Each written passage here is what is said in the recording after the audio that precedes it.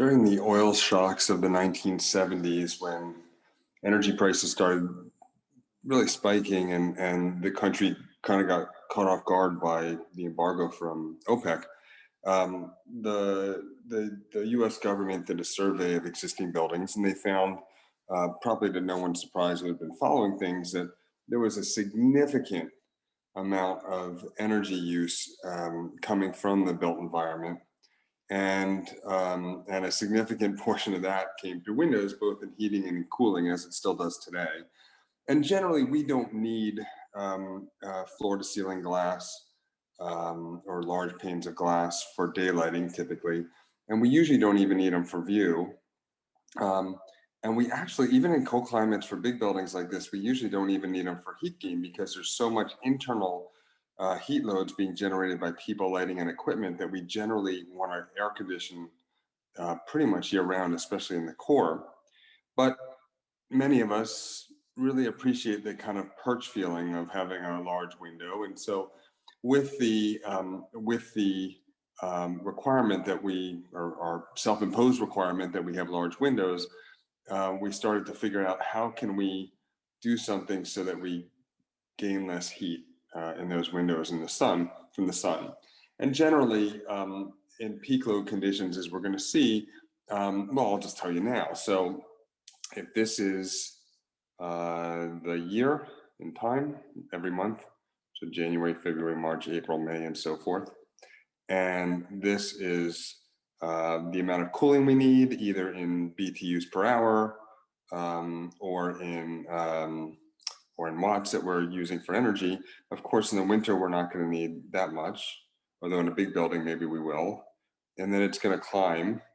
You know, there's a little heat wave, and then it gets cool, and there's a heat wave, and another heat wave, and then it'll climb, and then it'll go back down again for the end of the year. And so how much energy we use is going to be pretty much this area under the graph, because if we need more air conditioning, or if we run the air conditioning for longer, either way, we're going to use more energy. But like so many things in the building science side of architecture, including freshwater supply and wastewater and stormwater and parking and electricity versus power, there's so many things that are kind of like this, where you have one measure which is important, which is how much is used over time, or how much we need over time. And you have another measure that's important, which is how much you use at its peak. Because often we will size things so that they can handle the peak. If we're sizing a roof drain, we need to make sure it can handle a 100-year rain event, given the catchment area that's on the roof. So similarly, if we're sizing an air conditioning system, it's not enough to kind of operate at the average, although certainly that's what they do in Europe. Some days it's just hot inside. But in the US, generally, what the engineers will do, unless you, the architect, talk to the client, talk to the owner, and relay some smart suggestions to the mechanical engineer, that the client is willing to deal with a little bit of heat a couple of weeks a year to save a bunch of money and energy and the planet from atmospheric cancer. Unless you do that, typically that's what's going to size it. And in a normal circumstance, in almost every circumstance, I put it this way, every calculation I've ever done, this number, this kind of peak here, is based on almost entirely radiant energy coming from the sun through the window. And that's what we're going to talk about today. So we have a way of kind of measuring that. So what we're asked to hear is, we say, okay, how can I reduce peak radiant solar heat gain by 6,000 BTUs per hour? And spoiler alert, the answer is going to be, well, there's lots of answers, but one of them is going to be to change the solar heat gain coefficient to 0.4. And we'll get into how all that came about. So, hello, I'm Michael Ermann. This is Amber Book, 40 Minutes of Competence, and I am so glad you're here. All right, now, what do we have here? We're given that, so we say, okay, I want to purchase a smaller air conditioner. Okay, check. We just talked about that. Than the one needed for my current building design. How can I reduce peak radiant, I italicized radiant solar heat gain by 6,000 BTUs per hour. And BTUs per hour is a measure of heat transfer. So right now, the window in my room is open, and in my office here. And so because it's a little bit cooler outside than inside, we are inside losing heat. The BTUs per hour are going out. If it was warmer outside than inside, the heat gain would be coming in. If it was sunny outside and shining through the other window that's not open, or even the window that is open, we would also be getting more BTUs per hour. If the lights were on, which they're not, we'd be getting more BTUs per hour. If there were more people in here, there'd be more BTUs per hour. You get the idea. All right, we're given 100 feet of skylight, it should be square feet, yeah, 100 square feet of skylight, no other windows. We're given that the solar heat gain coefficient of the glass is 0.8. We're given that the R value of the glass is 2.3, that the infiltration of the skylight is 0.1 CFM, cubic feet per minute per square foot of glass, that our peak solar radiant heat striking the outside of the glass is 150 BTUs per square foot per hour, and that the outside summertime design temperature is 92 degrees. And the outside summertime design temperature is kind of I don't know, the 50-year flood, a 50-year rain event of weather. So it's basically, you know, what's the outside temperature that we're going to design to, knowing that sure, it may get a couple degrees warmer than that a couple hours a year, but so what? That just means a couple of hours a year. The air conditioning is going to struggle to keep up, and it may get a little bit warm inside, but we're willing to put up with that because it doesn't make sense to do your design for every hour. It's not like the place melts if it gets a couple of degrees warmer. All right, now let's talk about heat transfer. So the first way, we're going to transfer heat 3 ways, but really 2 of them are kind of similar. So the first mode of heat transfer we're going to talk about is conduction. And conduction is heat transfer from a solid. And when we have molecules, which we have in the air outside, and when we heat them up, just because the earth is getting warmer, not like in a climate change kind of way, just in a, it's morning time and the earth is getting warmer. I don't want to talk about the sun because I don't want to confuse things. We'll talk more about that later. And as it gets warmer, these molecules that are moving around, they're kind of wiggling around, they're moshing around, they're dancing. They're going to dance more. So now they're going to kind of dance more. And as they dance more, they're going to bump into the molecules next to them and push them to dance. And those will bump into the molecules next to them, and those will dance, and so forth, until the molecules striking the window are dancing. Now, when they strike the window, those molecules that are in the air, that are in the fluid, that are in the gas that is the air, they're going to be exciting the molecules that are in the window. And the molecules that are in the window are going to excite those are packed tight together, and they're going to excite the molecules next to them, and they're going to excite the molecules next to them, and eventually they're going to hit the molecule that's on the inside of the glass, and that one's going to get excited. And the one next to that's going to get excited. And the one next to that's going to get excited. And so they're going to continue to get excited until some of the heat from outside is transferred in. Now, the rate at which the material, in this case a window, the rate at which the material transfers that heat across the assembly, that's called the U value, which of course is the inverse of the R value, or thermal resistance. And the U value, a higher number, means there's going to be more heat being transferred across. Now, the rate of heat exchange being transferred across at BTUs per hour, remember that's how BTU is a unit of heat, and BTUs per hour is a rate of transfer of that unit of heat. The Q, the BTUs per hour, how much heat is going from outside to inside through conduction, is a function of the U value. So if we double the U value, which is having the R value, we're going to send twice as much heat, because it's going to be more efficient as these molecules bump into each other within the window. If we have the U value, then it's going to become less efficient.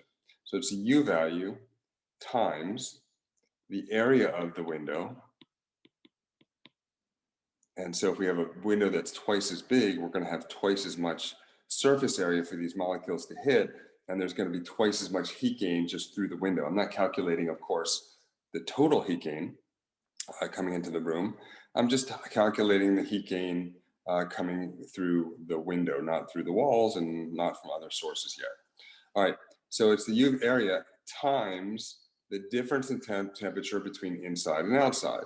So if it's very hot outside, then these molecules are going to be dancing even faster. And when they dance faster, they're going to hit harder into the ones on the inside. And there's even going to be faster the rate of heat exchange going through. So if I double the area, I double the heat gain that's coming into our building. If I double the delta T, the difference in temperature between inside and outside, I double the heat gain going into the building. And if I double the U value, you see, I double the heat gain going into the building. That's called conduction, and conduction is a process where we're talking about heat being transferred through a solid. Now, convection, which is different. Convection is the air. It's kind of different, but kind of not. It's pretty similar. It's the air seeping in. And in a window, that's going to happen. You know where it's especially going to happen? You can see it right here. So there's especially going to be air kind of moving through here.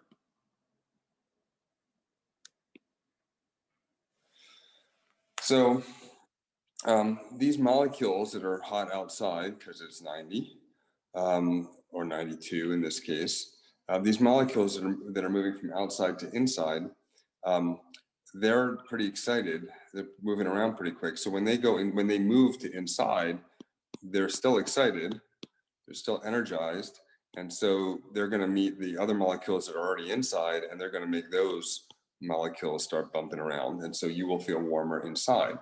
And that's called convection. And for convection, for air, we use the formula Q, which again is the BTUs per hour, is equal to 1.08. That's our constant for air. We'll talk about that in a second, times the cubic feet per minute of air coming in. So if we have twice as much air coming in, we're going to have twice as much heat coming in. That makes sense, right? Times the delta T. For the same reason, if the molecules outside are bouncing around really, really fast, if it's 90 outside instead of 80, and it's 70 inside, then our delta T, let's do it 70 inside. If it's 90 outside, that's a delta T of 20. If it's 80 degrees outside, that's a delta T of 10. So you'll have twice as much heat gain if it's 90. Now, if these two formulas look the same, that's because one are paper bills and one is coins. So basically, convection and conduction are cash. But cash comes in two flavors. There's coins and there's paper bills. We'll just say that conduction is paper bills and coins is cash. Conduction is paper bills and convection is coins. And so in either case, we're bringing heat in, and we're bringing it more or less through the same process. If you go through the drive-through window and you give them cash, it doesn't matter if you give them coins or bills, it's all kind of the same, but it's kind of not the same at the same time. So what's happening with convection is we have 1.08 times CFM times delta T. If we have a leakier building, and it's not unusual for one building to be, even a new building, for one building to be 20 times leakier than another building that was built next door to it, then we're going to have 20 times as much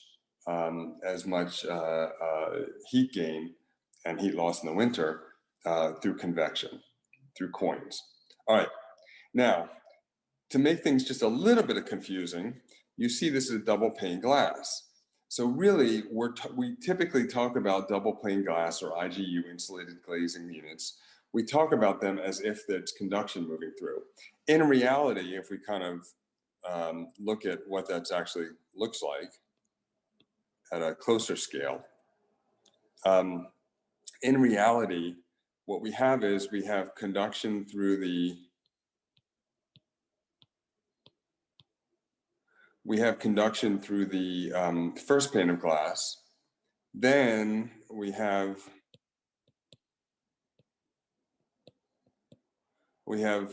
convection through the gap in the middle, and then we have conduction through the second pane of glass, and then it goes to the inside. So we're heating up the inside. We're heating up the inside through a process of conduction, and then conduction, and then convection, and then conduction.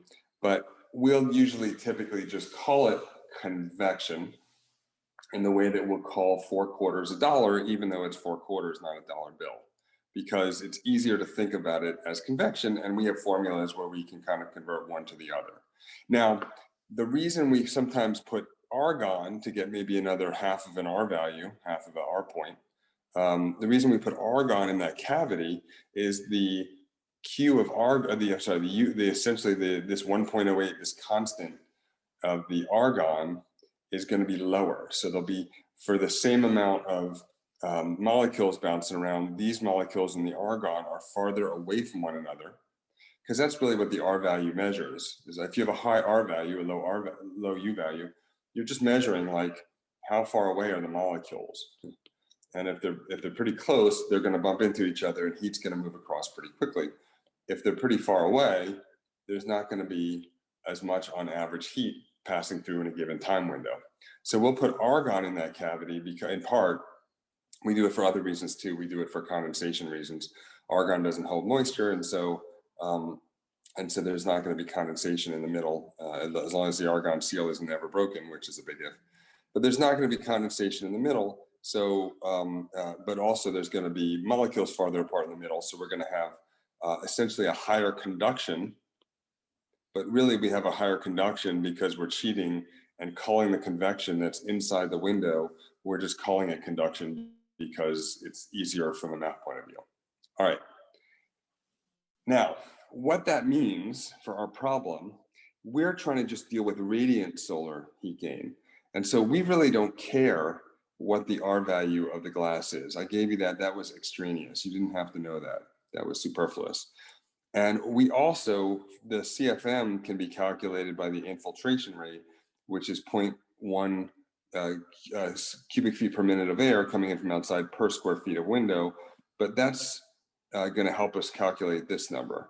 So the R value I gave you helps you calculate that number for conduction, that's dollar bills. And the infiltration rate I gave you helps you convert to the cubic feet per minute that we would need to figure out how much air is coming through convection. But that's not so important right now, because again, we're looking for a third mode of heat transfer, That third mode of heat transfer is radiation. Now, radiation is like paying with a credit card. It's not really, it's kind of like, you know how credit cards kind of magic? You just give them a piece of plastic, and then they, and then magically something happens, and some bank essentially lends you some money for about a month and a half. And because we probably over discount the paying later, we say, oh, we can afford this. We'll figure it out later. We'll just save between now and then, which is very difficult to do, as you know, but it's easy to convince yourself that you can do it. So you'll put something on your credit card, and then you have to pay it back. Well, that's magic. In the same way, radiation is magic. Now, a lot of people show it like this. I prefer not to, for all kinds of pedagogical reasons, but let's just show it as a ray coming in. So now we have this ray coming in, and what that is it's electromagnetic energy. It doesn't even need molecules. There could be no molecules, as there are in space when the sun comes through space to get to Earth. There could be no molecules, and the heat will still move through. And if you want to try to imagine electromagnetic energy, it's pretty hard to imagine, but we can see some of it. We see it in light. So if this is this visible spectrum, and down here is blue, and up here is red, and orange is here, and yellow is here, and green is here, and I guess violet is here. So if we can see all that, so we can see depending on what the wavelength is. If it's a short wavelength, we're down here in the violet range. And if it's a long wavelength, we're up here in the red range. But we can't see what's beyond there, but there are wavelengths. There is electromagnetic energy that goes beyond the visible spectrum, goes beyond what we can see. And so in this infrared range, which is wavelengths that are a bit longer than red, we can't see them, but we can feel them. And we feel them as heat because it is heat. And that's what's coming from the sun. That's what's coming from the sun. And so what they tried to do in the 70s or 80s, when they made those, office buildings all over Atlanta and Houston and Dallas, what they tried to do is, those are warm climates and those were growing cities at the time, as they are still. And what they try to do is say, okay, we want to reflect some of that heat.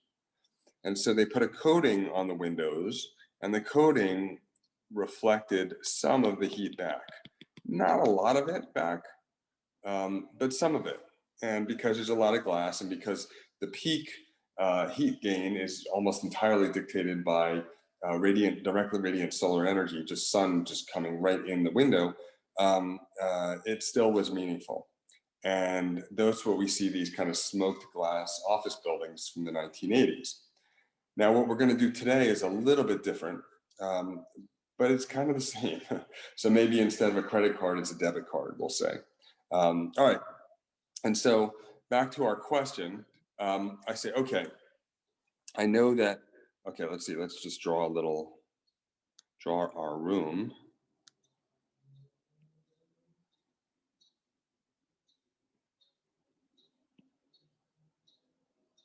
So in section, that's our room with a skylight. It says we have no other windows.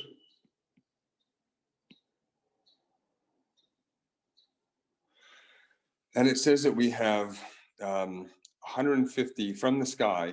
We have 150 BTUs. Oh, that sounds familiar. BTUs per hour is how we measure heat gain in conduction and convection.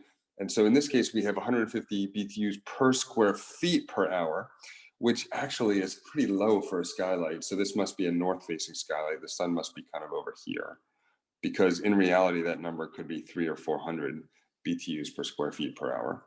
But that sun is kind of beating in, and it's offering 150 BTUs per square foot per hour. And a BTU is the amount of energy required to heat 1 pound of water by 1 degree Fahrenheit.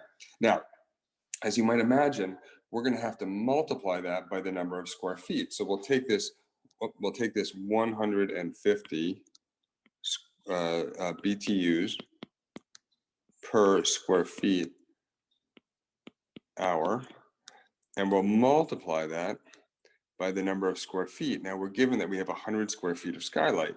So we'll multiply that times 100 square feet, and then we get BTUs per hour. So that's how much radiant energy, infrared radiant energy in terms of heat, is striking the outside of our glass.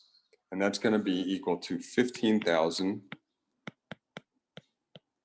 BTUs per hour. And those are the kind of numbers we deal with. Thousands, tens of thousands, hundreds of thousands, even millions of BTUs per hour are not unusual in calculations for heat gain or heat loss. All right, depending on, of course, the size of your building and the climate and so forth. Now, we're also given that the solar heat gain coefficient of the glass is 0.8. Now, the solar heat gain coefficient is one of those numbers that ranges from 0 to 1, and it describes what proportion of the radiant heat that hits outside the glass is going to make it into the glass. Now, as you might imagine, it's never going to be 100%. And it's, unless you have an opaque surface, it's never going to be 0%. And even if you did have an opaque surface, I wonder, yeah, maybe pretty close to 0 then. But because what will happen is, if we had an opaque, so where the sunlight hits here, notice I didn't draw it like this because sun's rays are parallel. So if we have sunlight hitting the opaque portion, it will heat this up, and then what comes through actually comes through convection. So we're not a credit card world anymore. We're back in dollar bills world. Anyhow, back to credit card world, back to the magic of radiant energy coming right through the glass. we have 15,000 BTUs per hour, and we got that by multiplying the 150 BTUs per hour per square foot times 1,000 square feet. And now we have to multiply that by the solar heat gain coefficient, which in our case is 0.8. So we'll take that 15,000 BTUs per hour, we'll multiply it by 0.8, which means that 80% of the infrared energy, 80% of the heat that strikes the outside of the glass is going to pass through. Is that unusual? Yeah. No, it's not unusual. If you have glass and you don't have a low E coating on it, that's probably about what's coming through. And so we're going to get something like, well, 15,000 BTUs times 0.8 if you run that through your calculator. Go ahead and I'll wait for a second while you do that.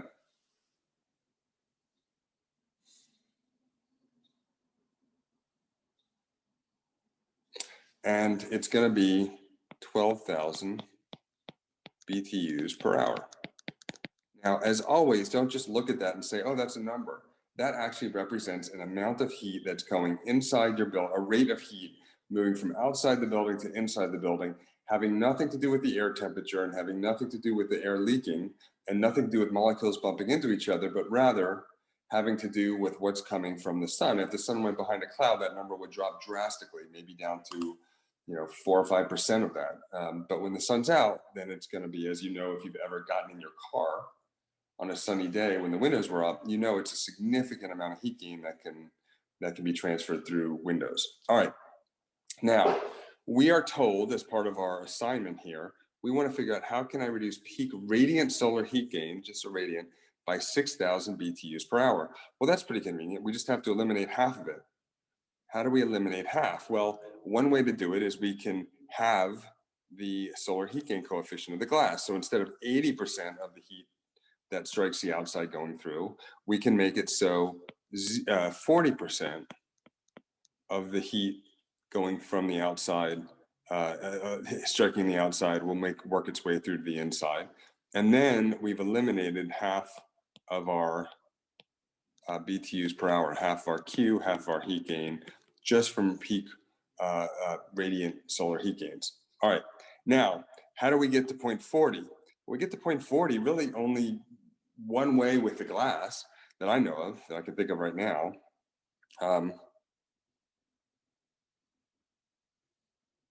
And the way we do that is we put a coating. We put a coating often here. So if this is surface 1 of the glass, we'll usually put it on 2. Sometimes in cold climates, we'll put it on 3. We'll never really put it on 1 or 4. So on one of these 2 interior ones, we're going to put a coating, and that coating essentially does what the smoked glass did in the 1980s, but it does it better. And it's a mirror, just like the smoked glass is, but it's a mirror mainly only to these frequencies, to these colors that we can't see. So as far as the heat is concerned, it's a mirror reflecting the heat back, or some of it back. And as far as the eye is concerned, it's transparent, or kind of transparent. I mean, you can definitely see, if you look at low E glass next to glass that's not low E, you can see that the low E glass has a tint to it. So it's not without any tint. There's a little bit of reflection going on in the visible spectrum, but most of the reflection, almost all of it, is happening at a level that we can't see, which again is a very difficult concept to get your head around, because I have no analogy for you. Maybe you have one. You can put it in the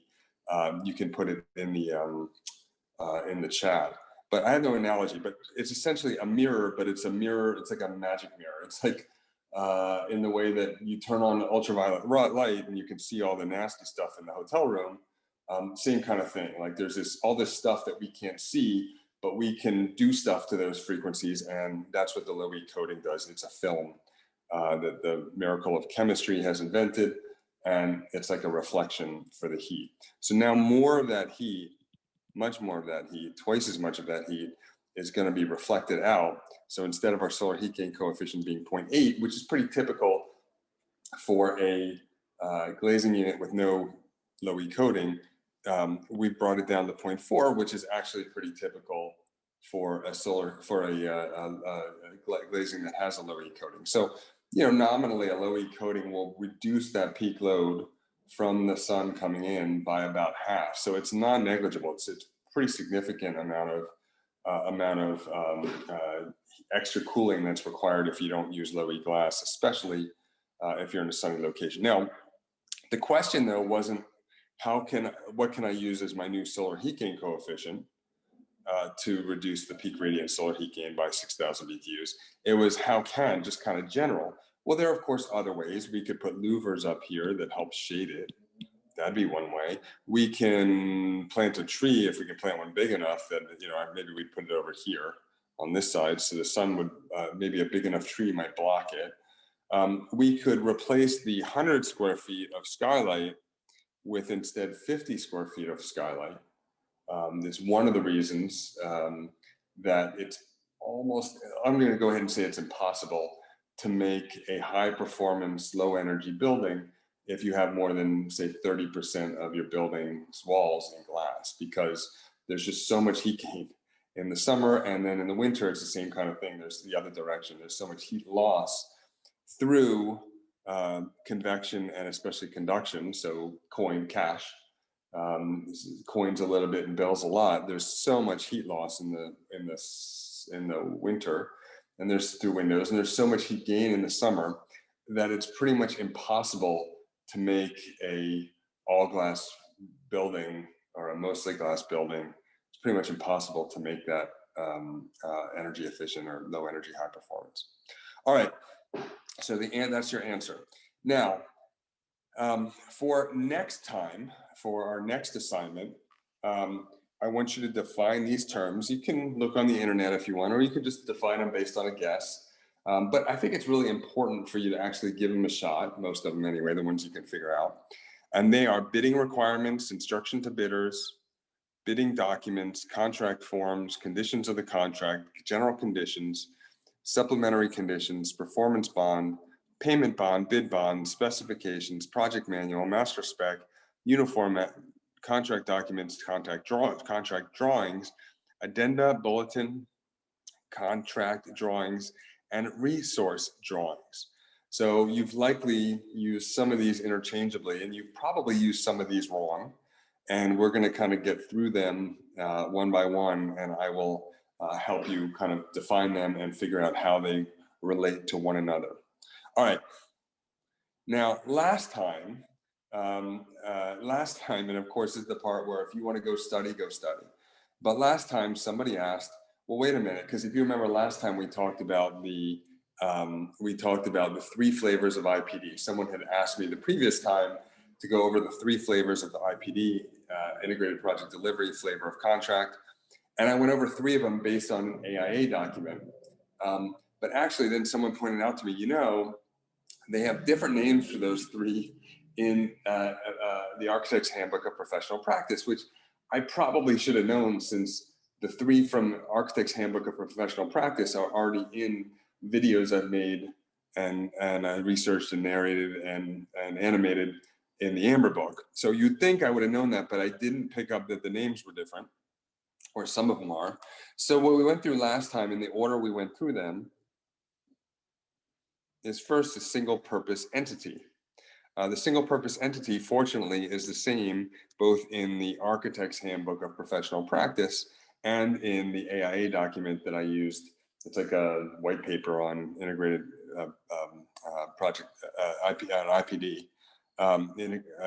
And so, but you remember, IPD is kind of basically a way where we figure out novel and creative ways to either make it more collaborative or share the risks and rewards. And so there are 3 different contracts that we can, 3 different sets of kind of contracts that we can use. Because you remember, even though with IPD it's really flexible what the risks and rewards are going to be, and how collaborative we're going to be, there still needs to be a contract for it. And it's still, in my opinion, as I've researched this, always better to use the AIA established contracts, the AIA documents. So the single purpose entity, and that's the one, of course, where the architect, the contractor, and the owner are going to get together and make a new company. They're going to make a baby. And that new baby is going to take on the building of some project.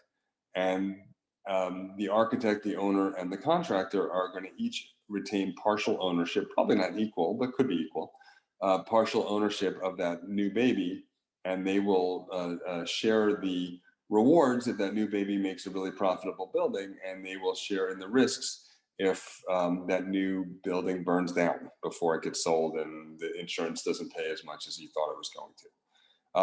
And so that one is AIA document C195 is a single purpose entity between the entity, the new baby you made, and the, let's see, I think that's the contractor and the, that's just a single purpose, and that one creates a single purpose entity. And then C196 is the one between the owner and the baby that you guys all own. And then 197 is the agreement between the non-owner, that's you, the architect or the contractor, and the baby that you created. So 195 creates the baby, 196 establishes the relationship between the baby and the owner, and 197 establishes the relationship between everyone else who's not the owner and the baby. Then the second one we talked about is a project alliance. In that one, there's a bit less risk, and at least in the version that I told you, of course there can be more risk. You can structure these contracts in a million different ways, but there's a bit less risk. And in that mode, you're not creating a new baby. Instead, you guys are just teaming up. So there's still a super collaborative. It's still super collaborative. But now maybe you don't have quite as much risk because you're not part owner in this new baby that owns a building. You're still kind of working for the owner, but the owner has said, look, the three of us are going to be pretty collaborative. And it's also, of course, easier because it's kind of a little bit of a pain to set up a new company and have a new company structure and establish what the rules are going to be for the new company. It's a little easier just for your team and the other teams to join together as their own teams, not to make a baby, and to work on a project.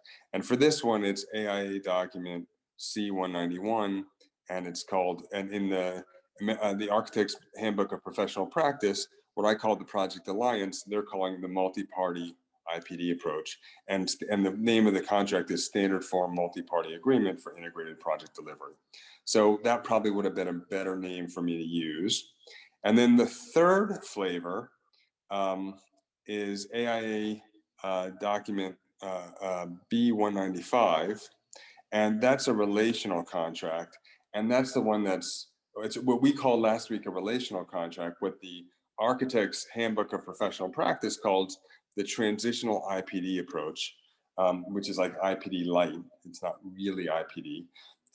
And that's the one where the three come together, but they still can sue one another. So claims and disputes are still settled in the normal old-fashioned design bid build world. So there's still lawsuits and arbitration and people arguing for years after it's built. So they're kind of a team, but not really. And they're kind of a team, but the owner is still really in charge in this scenario. But what makes it IPD is that you can structure the incentives for payment much more flexibly. So you can say, okay, if it meets certain benchmarks that the employees are satisfied who work there, or the customers are satisfied, or there's more revenue for the internet company, or, there's all kinds of ways you can structure a situation where it's win-win, and that's kind of the idea. So that's called the Transitional IPD Approach in Architect's Handbook of Professional Practice, and it's called the relational contract in the description I gave the other day. Now, if you're worried that, wait a minute, which do I study? Well, I'll give you two answers. One is the answer is always the Architect's Handbook of Professional Practice. I mean, so much of the content on these exams comes from 4 books, this being one of them. Those 4 books happen to be well over 3,500 pages, but they're 4 books nonetheless.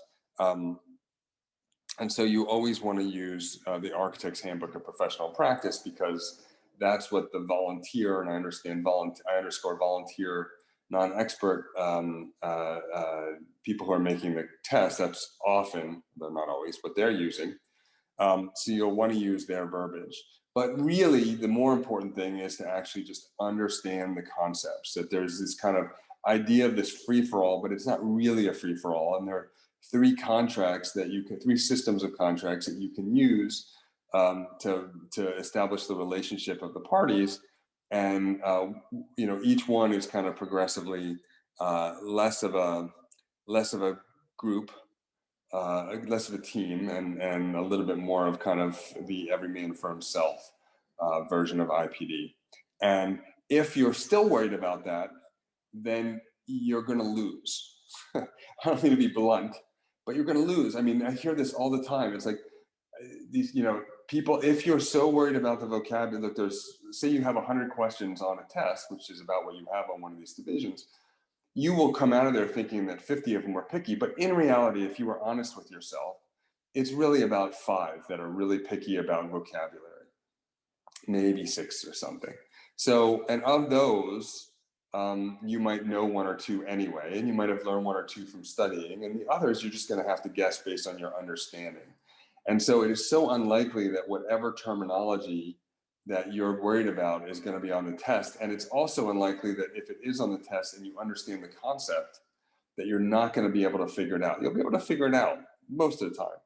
And since your goal is to pass these exams, and since kind of stressing out about every little piece of architecture trivia will make you go insane and make you put off taking the exams. And so in a given 1-year time, instead of taking it and retaking it, you'll only have taken it once. Well, now you've only taken it once, which is not better. It's better to take it twice in a year than to take it once in a year. And so the people who really stress out about this, they wind up losing. If the idea is to get licensed, they wind up losing. Now, for 1 out of 6 of you, you like studying.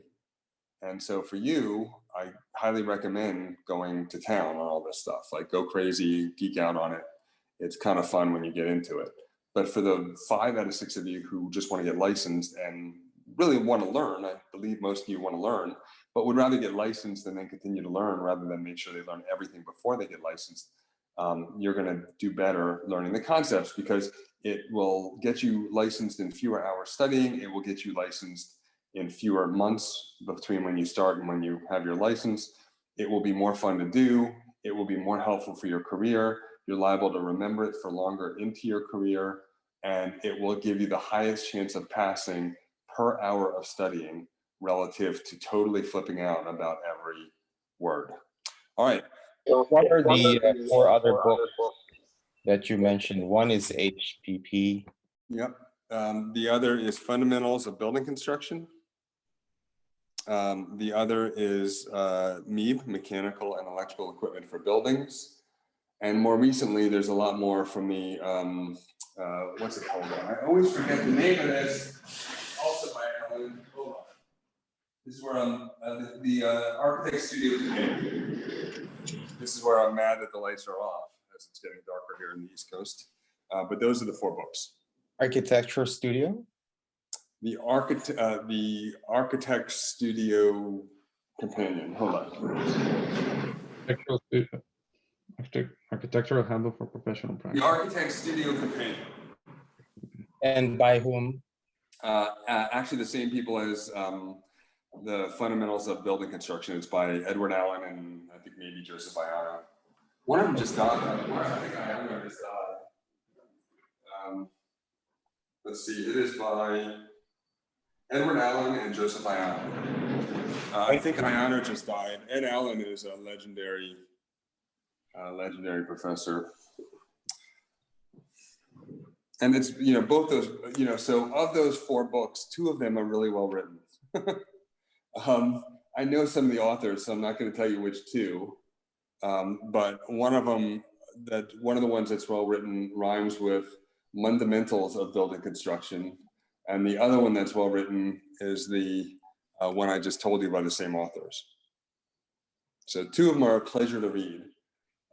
2 others are a bit more of a reference manual and probably should not be for learning. It's more for looking stuff up when you need to. It's kind of like reading a dictionary in a way. Thank you. Michael, I have a question regarding solar heat gain. I was studying on the heating, cooling, lighting book and they were mentioning that vertical fans are really not that efficient, or that they're worse than horizontal because they block views. But I know we've been taught that for east and west we use vertical fans, and then for the south we use horizontal, right? No, So I'm wondering if this way is west, vertical, if you look at that book more carefully, what they're saying is they're saying that these are not good. Okay.